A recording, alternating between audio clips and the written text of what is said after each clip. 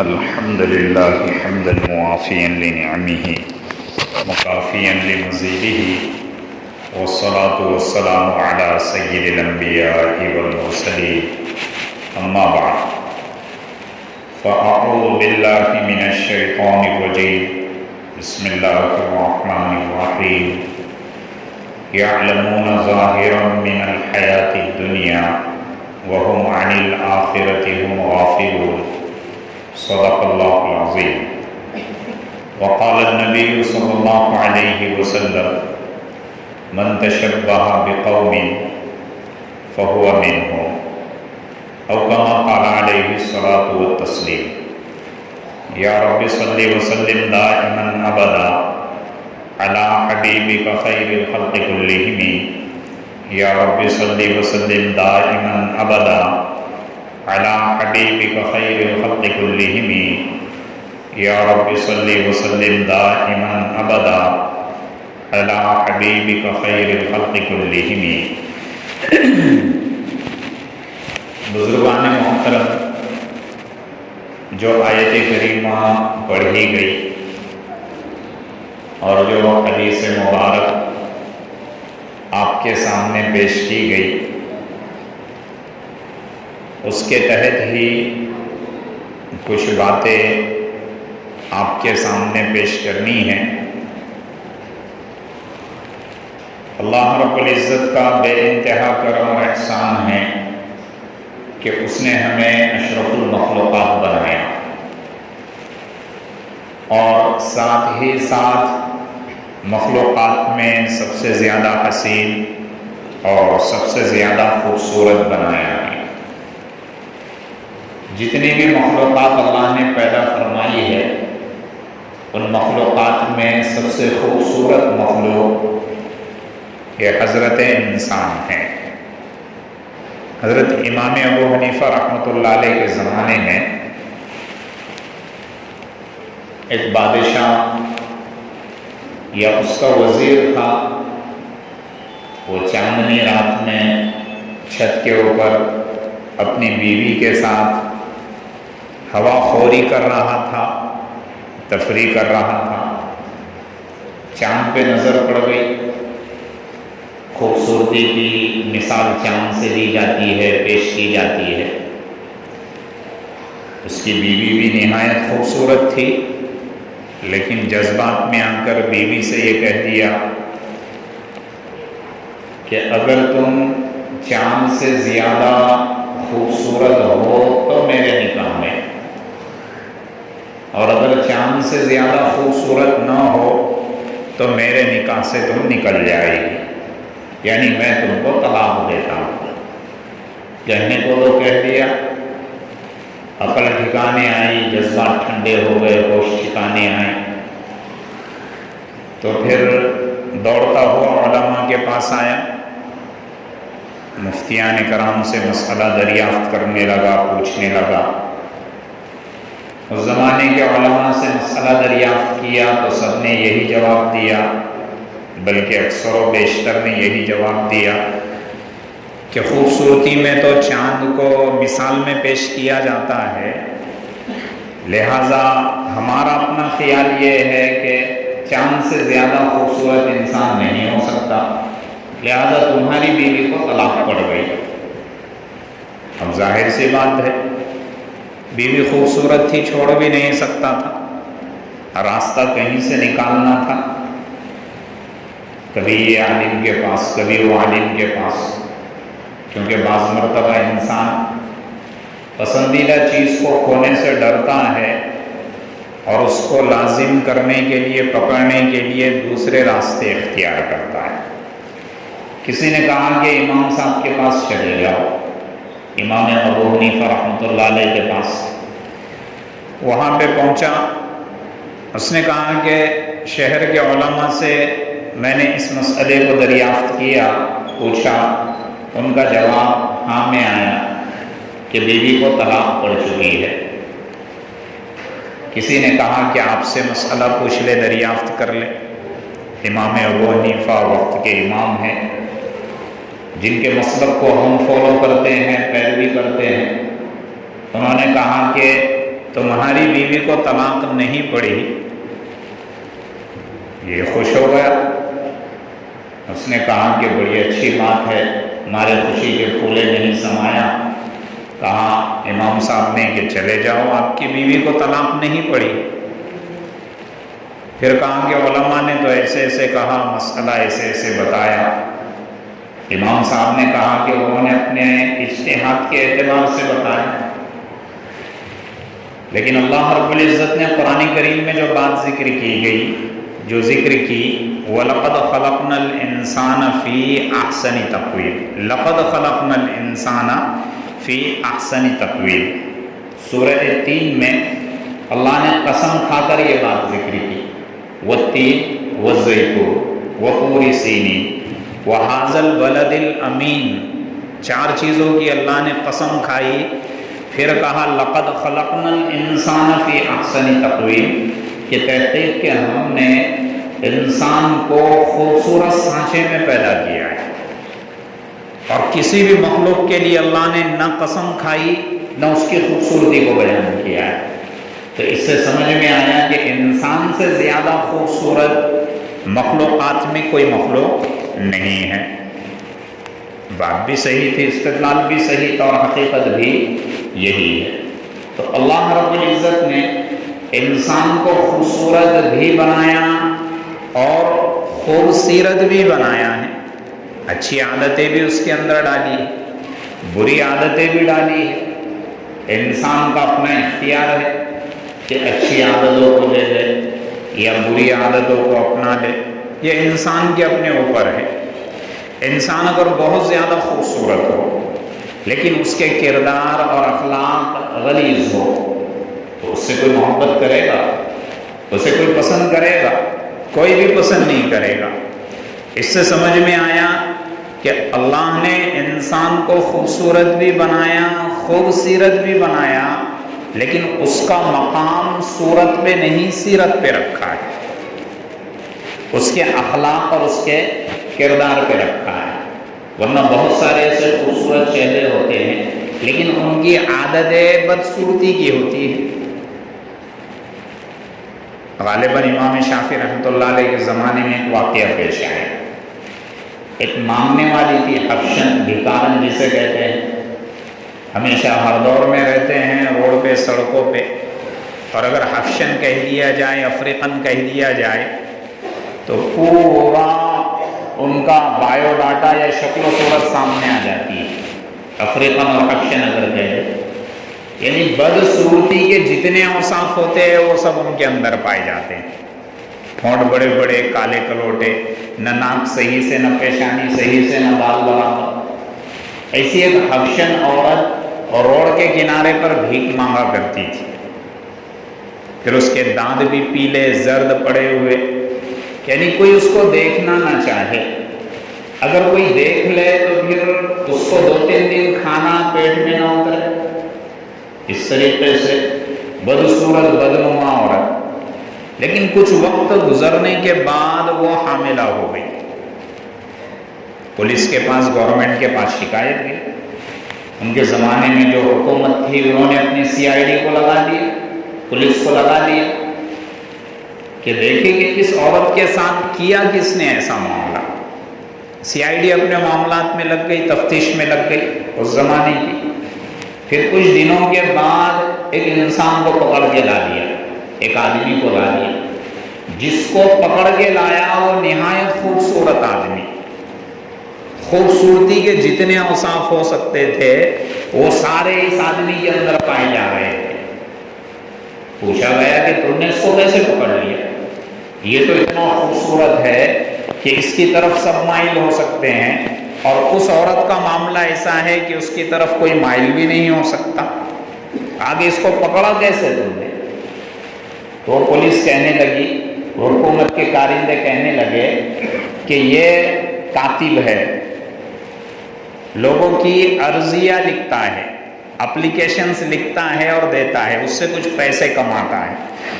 اور پہلے زمانے میں دوات سے لکھا جاتا تھا، جیسے پنکھ ہوتا، کاڑی ہوتی، سیاہی ہوتی، انک ہوتی، اس میں لگویا جاتا اور پھر لکھا جاتا۔ اس کی سیاہی سوکھ چکی تھی اور یہ راستے سے جا رہا تھا. اس نے دیکھا کہ سیاہی انک سوکھ گئی، اس کو پانی کی ضرورت ہے، اگر اس میں پانی ڈال دیا جائے تو یہ پتلی ہو جائے گی، لکوڈ بن جائے گا، لکھنے کے قابل ہو جائے گا. تو اس نے گندی نالی کے اندر اس طریقے سے اس کو ڈالا اور اس نے پانی لے لیا. یہ مزاج، اندر کی گندگی ہے. خوبصورت انسان لیکن اندر کی سیرت اور اندر کا مزاج گندگی پر آ کر رکا ہوا ہے. تو صرف اس ایک چیز کی وجہ سے ہم نے اس کو پکڑ لیا کہ دکھنے میں تو بڑا خوبصورت لگ رہا ہے لیکن یہ جا کر بیٹھتا ہے گندی چیزوں پہ، بدگما بدصورتوں پہ جا کر بیٹھتا ہے. جیسے مکھی کتنی بھی حسین اور خوبصورت ہو جائے، چمکیلی اور روشندار ہو جائے، لیکن بیٹھتی کہاں پہ جا کر؟ گندگی پر جا کر بیٹھتی ہے. تو کہا کہ اس وجہ سے اس کو ہم نے پکڑ لیا. تو اللہ نے خوبصورت بھی بنایا ہے اور ایسے اخلاق اور ایسے کردار بھی دے رکھے ہیں سیرت بنانے کے کہ اس سے انسان کیا ہو جاتا ہے، مقام اور مرتبے تک پہنچ جاتا ہے. جیسے کہتے ہیں کہ حسن صورت چند روزہ، حسن سیرت مستقل. حسن صورت چند روزہ، حسن سیرت مستقل. اس سے خوش ہوتی ہے آنکھیں اور اس سے خوش ہوتا ہے دل. خوبصورت چہرہ ہو، صرف آنکھیں خوش ہوگی، آنکھوں کو مزہ ملے گا. لیکن اگر سیرت اور اخلاق خوشنما ہو گئے، کردار اچھا ہوگا تو اس سے دل خوش ہوگا، روح کو تازگی ملے گی. تو اصل یہ سیرت ہے، اصل یہ اخلاق و کردار ہے. سب سے زیادہ زور مذہب اسلام نے سیرت کو بنانے پہ دیا ہے، صورت کو بنانے پر نہیں دیا. جتنا زور اسلام نے سیرت کو بنانے پر دیا، کسی مذہب نے سیرت پہ بنانے پہ اتنا زور نہیں دیا. سیرت بنتی ہے، اخلاق اور کردار جب اعلیٰ ہوتے ہیں تو پھر صورت کیسی ہی کیوں نہ ہو، انسان کا دل اس کی طرف مائل ہو جاتا ہے. حضرت امام ابو حنیفہ رحمۃ اللہ علیہ کے زمانے میں عطاء ابن ابی رباح رحمۃ اللہ علیہ بڑے چوٹی کے عالم. امام صاحب بھی کچھ کم عالم نہیں تھے، لیکن امام صاحب ان کے فین تھے، امام صاحب ان کی تعریف کرتے تھے. عطاء ابن ابی رباح دیکھنے میں بد شکل تھے، دیکھنے میں نہایت بدصورت تھے، لیکن علم، تقوی، ورع، اخلاق، کردار اتنے اعلیٰ تھے کہ وقت کا امام ان کا فین تھا. یہ ہے اخلاق و کردار، یہ ہے سیرت. تو چاہے شکل کیسی ہی کیوں نہ ہو، لیکن اگر کسی کے اخلاق و کردار اعلیٰ ہے تو ظاہر سی بات ہے خوبصورت دنیا بھی اس کے سامنے کیا ہو جاتی ہے، جھک جاتی ہے. اخلاق و کردار سنوارے جائیں، اپنے اخلاق کو بنائیں، اپنے کردار کو بنائیں. ایسی چیزیں اختیار کرنے کا شریعت نے حکم بھی دیا ہے جو میرے اور آپ کے اخلاق اور کردار پہ اثر انداز ہو. چیزوں کا اثر بھی طبیعتوں پر پڑتا ہے، چیزوں کا اثر بھی طبیعتوں پر پڑتا ہے. مذہب اسلام نے کھانے سے لے کر، اوڑھنے سے لے کر، استعمال کرنے والی جتنی چیزیں ہو سکتی تھی ساری چیزوں کو عمدہ طریقے سے استعمال کرنے کی بات کی. جن سے طبیعت کو نقصان ہو سکتا تھا، جن چیزوں سے دین کو نقصان ہو سکتا تھا، ایمان کو نقصان ہو سکتا تھا، شریعت نے پہلے ہی اس پر کیا لگا دی، اور روک ٹوک لگا دی. چیز کیسے اثر انداز ہوتی ہے، طبیعتوں پر کیسے اثر انداز ہوتی ہے، آپ اس کا مشاہدہ کر سکتے ہیں. آپ کو اس کا ایکسپیرینس اور تجربہ آئے دن ہوتا ہے. مان لو اگر کوئی اکھاڑا قائم کیا جائے، جس نے کبھی اکھاڑے میں حصہ نہ لیا ہو، کشتی میں حصہ نہ لیا ہو، اس کو لنگوٹ باندھ کر، اکھاڑے کی لنگوٹ پہنا کر کھڑے کر دیا جائے تو آہستہ آہستہ اس کی فیلنگ آتی رہیں گی کہ مجھے لڑنا ہے، میں اس کو پٹک دوں گا، وہ سوچنے لگ جائے گا، میں اس کو گرا دوں گا، میں یہ داؤ پیچ استعمال کروں گا. حالانکہ اس نے کبھی تو اکھاڑے میں حصہ لیا نہیں. یہ اکھاڑے کی لنگوٹ اس پر اثر انداز ہونے لگ گئی. اگر پنچنگ باکسنگ کا جو پنچنگ گلوز ہوتا ہے وہ اگر پہنا دیا جائے کسی کو تو ظاہر سی بات ہے اس کے ہاتھ خود بخود اٹھیں گے، وہ خود بخود اس طرح کرنا شروع ہو جائے گا اور کسی کے سامنے ہاتھ لائے گا، ایسے کرے گا ویسے کرے گا. یہ کیوں؟ یہ چیزوں کے اثرات پڑتے ہیں طبیعت کے اوپر. کوئی اگر اپے میں سفر کرے، رکشے میں سفر کرے، اس کے بیٹھنے کا انداز اور اترنے کا انداز تواضع والا ہوگا. متواضع بن کر بھی بیٹھیں گا اور متواضع بن کر بھی اترے گا. لیکن اگر کریٹا میں بیٹھ جائے، فارچونر میں بیٹھ جائے، اسکارپیو میں بیٹھ جائے، بیٹھنے کے انداز میں بھی تکبر آئے گا، اترنے کے انداز میں بھی تکبر آ جائے گا. یہ چیزوں کے اثرات پڑتے ہیں. چھوٹے سے ٹھیلے پہ اگر چائے پی لے، بیٹھنے کا انداز بھی بدل جائے گا، اٹھنے کا انداز بھی بدل جائے گا. 5 اسٹار سے اگر پانی پی کر بھی نکلے تو بیٹھنے کا انداز بھی بدل جائے گا، نکلنے کا انداز بھی بدل جائے گا. یہ اثرات پڑتے ہیں، یہ اثرات پڑتے ہیں. اسی لیے شریعت نے ہر چیز کو ہمارے مناسب متواضع دیندار چیز رکھا ہے کہ ہم کن چیزوں کو استعمال کریں، ہم کن چیزوں کے ساتھ رہیں.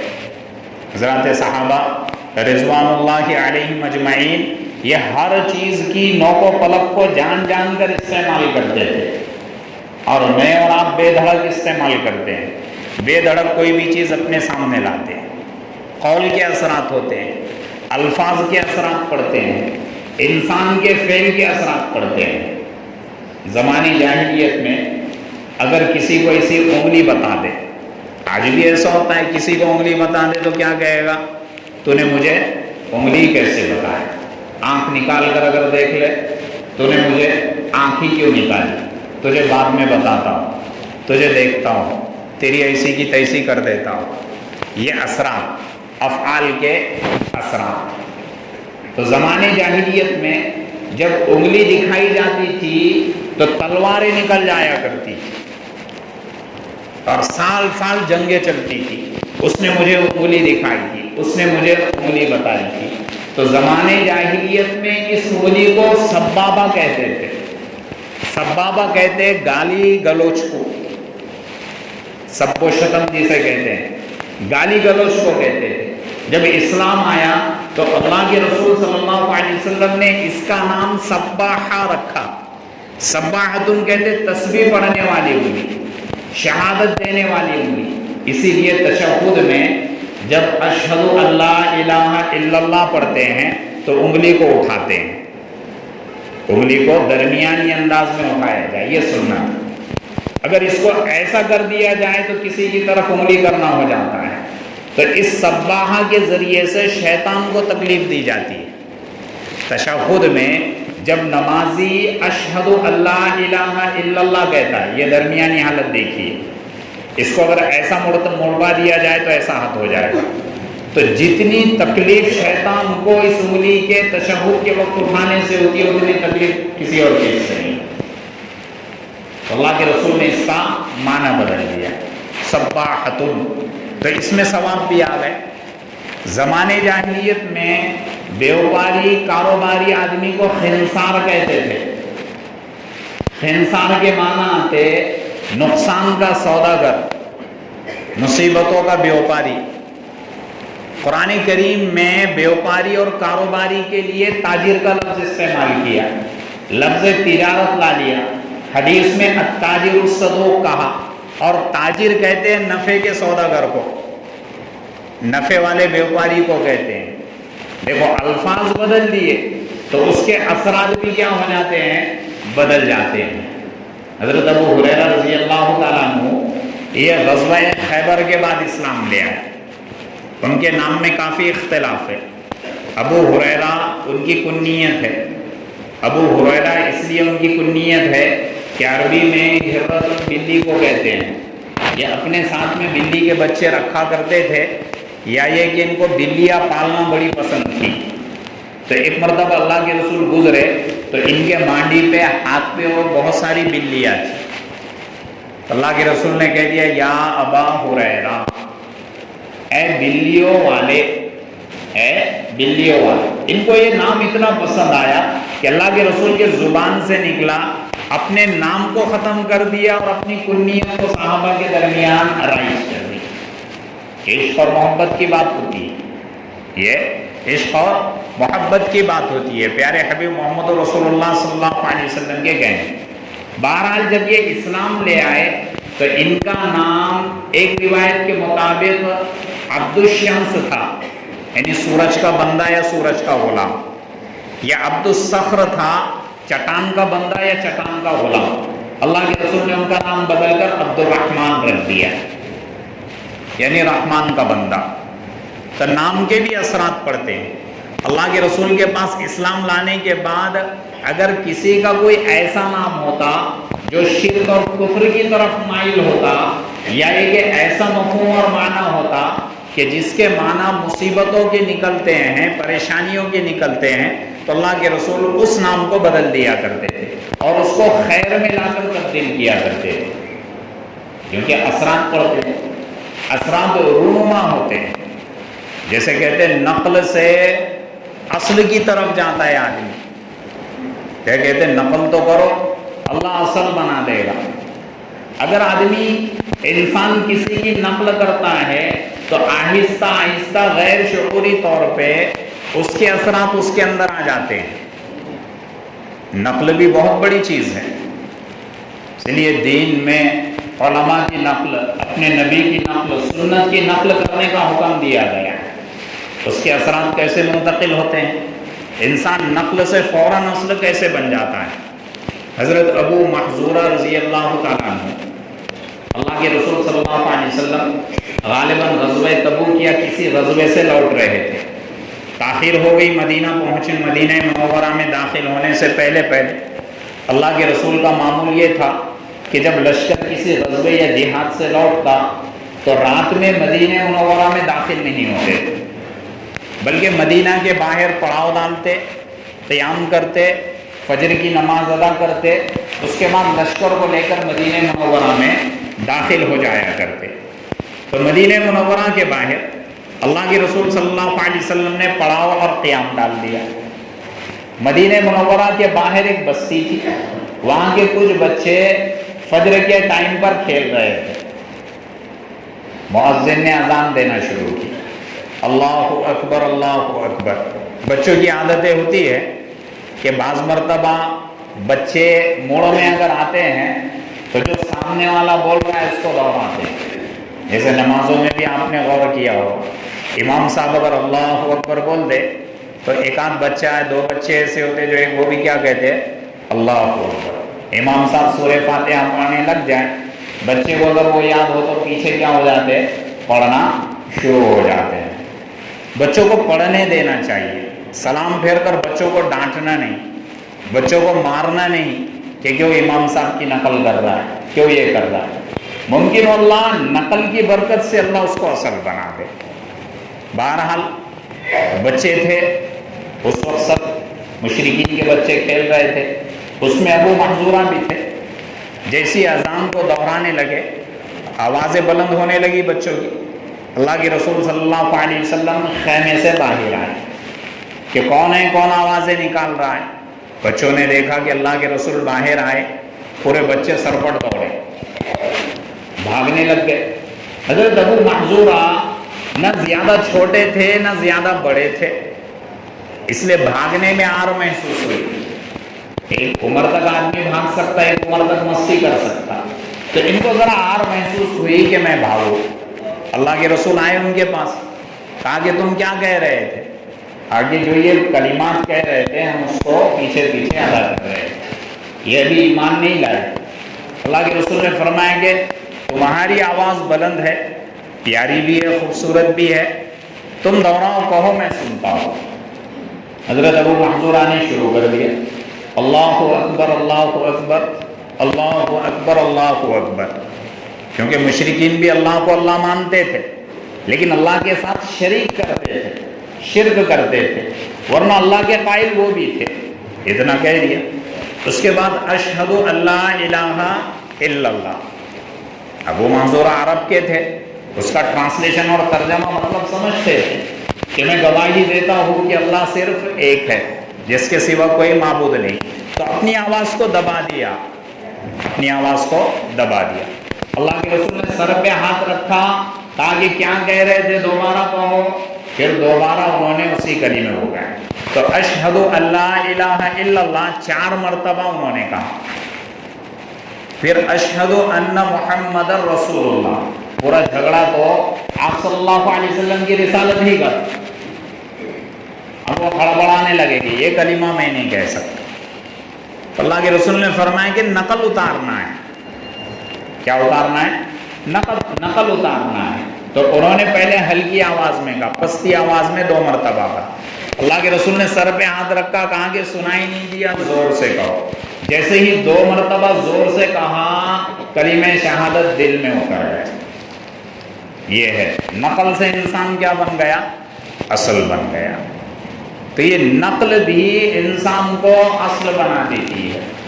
بعض امام کے نزدیک اذان کے اندر کلمہ شہادت اشہد اللہ الہ الا اللہ اور اشہد ان محمد رسول اللہ 4 مرتبہ کہنا ہے. وہ ابو محذورہ والی اذان کو کیا کرتے ہیں؟ فالو کرتے ہیں. تو بہرحال کہنے کا مطلب یہ تھا کہ نقل کر رہے تھے، دل میں اتر گیا. اللہ نے اصل زندگی دے دی. تو ہم بھی نقل کریں، دین کی نقل کریں، سنت شریعت کی نقل کریں. ہم اپنے نسلوں کو، اپنے اولاد کو دین کی نقل سنائیں. موبائل میں دیکھ دیکھ کے ہماری اولادیں اور نسلیں نہ جانے کن کن لوگوں کی نقلیں کر رہی ہیں. کہ ہمارے اپنے مکتب کی بات بتاتا ہوں. کچھ دن پہلے بچے اوپر مستی کر رہے تھے. ایک مسلح لے کے دوسرے کو مار رہا تھا، دوسرا تیسرے کو مار رہا تھا. میں اوپر چلے گیا مغرب سے پہلے کہ بچے بہت دھمال کر رہے ہیں، دیکھیں گے کیا ہے. میں کھڑے ہو کر دیکھنے لگا تو ایک بچہ مارنے سے پہلے کہہ رہا ہے عطا ماضی سٹک لی. میں نے کہا یہ کیا کہہ رہا ہے؟ میں نے تو سن لیا. بچوں سے کہا بچے تو دل کے سچے، زبان کے پاک صاف ہوتے، وہ صحیح کہہ دیتے. ان کو اگر باپ نے گھر میں بول دیا آنے والے کے لیے جا، بولنا گھر میں نہیں ہے، تو بچہ آگے بول دیتا ہے کہ ابو بول رہے ہو گھر میں نہیں ہے. تو بچے تو اتنے صاف ستھرے ہوتے. تو ان سب کو جمع کیا. میں نے کہا یہ اس نے کیا کہا؟ تو سب ایک ساتھ بولنے لگے یہ اسٹائل مار رہا ہے. اس کے بعد پھر چند مہینے گزرے تو اوپر بچے مستی کر رہے تھے. میں گیا دیکھنے کے لیے تو ایک بچہ ایسے کر رہا، ہاتھ کو ایسے کر رہا. میں نے کہا یہ کیا ہاتھ ادھر ادھر گھما رہا ہے؟ تو فوراً دوسرے بچے کہنے لگے یہ پشپا اسٹائل کر رہا. میں سمجھ گیا یہ کس موبائل میں دیکھی ہوئی کچھ نہ کچھ چیز ضرور ہے. اگر میری اور آپ کی نسل ایسے نقل اتارنے لگ جائیں گی، ان چیزوں کو فالو کرنے لگے گی، تو پھر نسل کہاں جائے گی؟ نقل سے انسان اصل بنتا ہے. یہ پوری بحث، پورا بیان چھیڑنا تھا ویلنٹائن ڈے کے لیے. ابھی جو 14 فروری کو ویلنٹائن ڈے آئے گا، نوجوان بچے بچیاں جو ہوتی ہے کالج میں، اسکولس وغیرہ میں، اس کے نام پہ نہ جانے ہیپی وغیرہ کے کارڈ دیتے ہیں وغیرہ وغیرہ، بہت ساری چیزیں کہتے ہیں. یہ فحاشی کا دن ہے، یہ عالمی فحاشی کا دن ہے. اس کو یہود و نصارہ نے پھیلایا ہوا ہے. اس کی الگ الگ تاریخ، الگ الگ واقعات نقل کیے جاتے ہیں. یہ غیر مستند واقعات وغیرہ ہیں. نہ جانے کیسی کیسی فحاشی اس میں پھیلائی جاتی ہے. آئے دن نئے نئے دن لاتے ہیں. کبھی ٹیچرز ڈے لاتے ہیں، کبھی مدر ڈے لاتے ہیں، کبھی فرینڈ شپ ڈے لاتے ہیں، کبھی نہ جانے کون سا ڈے لاتے ہیں، کبھی نہ جانے کون سا ڈے لاتے ہیں. ساری انسانیت کو محدود کر دیا دنوں کے اندر. اسلام نے محدود نہیں کیا. اگر مدر ڈے مناتے ہیں تو اسلام نے کہا ماں کی عزت اور احترام ایک دن نہیں ہے، زندگی بھر کے لیے. زندگی بھر کے لیے نہیں. ماں باپ مر بھی جائے تب بھی مرنے کے بعد بھی احترام اور عزت. اسلام نے محدود نہیں رکھا. فرینڈ شپ ڈے آتا ہے، ایک ہی دن میں سب دوست بن جاتے، دوسرے دن میں سب دشمن بن جاتے. اسلام نے تو دوستوں کے حقوق بتائے ہیں. تو ویلنٹائن ڈے کیا ہے؟ یہ فحاشی کا دن ہے. کوئی اگر ہیپی ویلنٹائن ڈے کہتا ہے تو فحاشی کے دن کو فروغ دے رہا ہے، زنا کے دن کو فروغ دے رہا ہے. یوم الزنا ہے. اس میں نہ جانے کتنی عزتیں تار تار ہو جاتی ہیں. کتنی بہنوں کی عزتیں داؤ پہ لگ جاتی ہے اور لوگ یہ سمجھتے ہیں کہ ہم نے خوشیاں منائیں. اس کے الگ الگ واقعات ہیں سوشل میڈیا پہ، واٹس ایپ وغیرہ پہ آپ پڑھتے ہو. وقت بھی کم ہے، مجھے ان واقعات میں جانا بھی نہیں ہے، لیکن آخری بات میں یہ کہنا چاہتا ہوں کہ اللہ کے لیے اپنے آپ کو دیندار بنائیں، اس کے اثرات مرتب ہوتے ہیں. اپنے چہرے بشرے کو دیندار بنائیں، سنتوں والا بنائیں، اپنے لباس کو سنتوں والا بنائیں، تو خود بخود دین ہمارے اندر آئے گا، دین ہماری نسلوں میں آئے گا. ورنہ حالات آج کے ایسے ہیں کہ ہر کوئی ہمارے دین اور ایمان کا دشمن بنا ہوا ہے. خدا کی قسم کھا کر کہتا ہوں، آپ کے مال کا، آپ کے دنیا کا کوئی بھی دشمن نہیں. آپ یہ سمجھ رہے ہیں ہماری جائیداد لوٹ لی جائیں گی، ہمارے بینک بیلنس لوٹ لیے جائیں گے، ہماری ساری جائیداد زمینیں ختم کر دی جائے گی. خدا کی قسم کھا کر کہتا ہوں کوئی بھی اس کا دشمن نہیں ہے آپ کا. آپ کا دشمن صرف اور صرف اسلام کی وجہ سے. آپ مسلمان ہیں، میں مسلمان ہوں، میرے اسلام اور میرے ایمان کے دشمن ہیں، باقی میرے مال اور دنیا کا کوئی بھی دشمن نہیں. یہ غلط فہمی ذہن سے نکال دو، دل سے نکال دو. اس لیے ہم اپنے آپ کو دیندار بنائیں، اپنے آپ کو دین کی طرف مائل کرے. وقت اس کے کہ اللہ رب العزت ہم کو مٹا کر، ہم کو ختم کر کے ایسی دوسری قوم کو پیدا کر دے جو ہم سے زیادہ اللہ کی فرما برداری کرنے لگ جائے، جو ہم سے زیادہ اللہ کی پیروکار رہے گی، جو ہم سے زیادہ سنتوں سے محبت کرنے والی بن جائے. وقت ابھی بھی ہمارے پاس، وقت ختم نہیں ہوا، وقت گزرا نہیں. تو اللہ سے دعا کرے کہ اللہ رب العزت ہمیں مکمل سنت و شریعت کی پابندی کرنے والا بنائے.